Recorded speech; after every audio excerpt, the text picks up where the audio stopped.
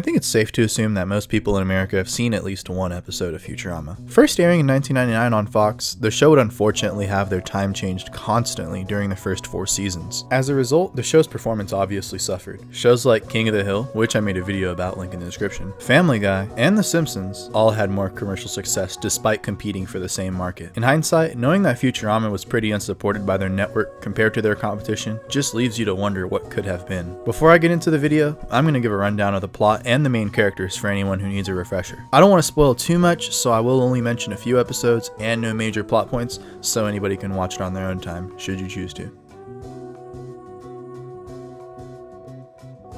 We have Fry, a pizza delivery boy from 1999 who ends up getting frozen and finally wakes up in the year 3000. He ends up working as part of the Planet Express delivery crew that his great nephew owns. He works alongside Bender, a bending robot who is easily the funniest character the show offers, and Leela, a mutant who works as part of the crew as well. She's also the smartest character by a landslide. Lastly, there's Amy and Hermes, who work in office at the Planet Express and are mostly side characters, though they do have their own share of good moments within themselves. Don't worry, I have a plan.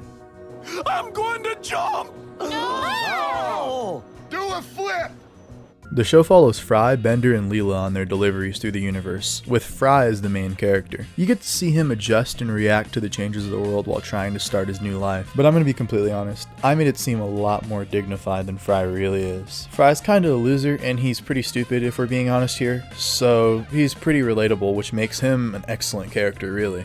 A good episode that comes to mind is Ahead in the Polls from season 2. The episode follows Bender selling his body for money like a dumbass and having to try and get it back. Meanwhile, Richard Nixon bought his body and is using it to run for president of the world, because for some reason that's how things work here. The episode is riddled with slight political humor about how both parties are identical, and has humor that hasn't aged a bit almost 20 years later, which is, kind of concerning if we're being honest here. These are the candidates? They sound like clones.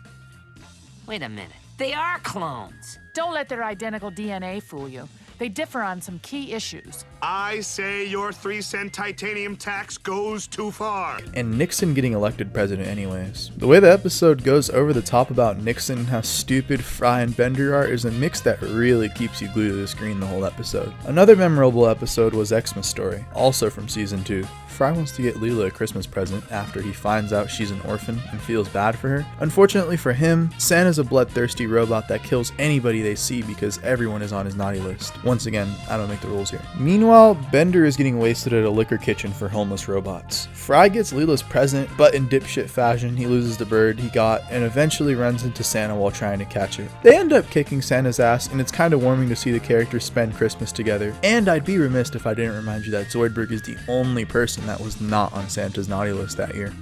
A pogo stick. As for the rest of you, I'm going to tear off your skin like wrapping paper and deck the halls with your guts.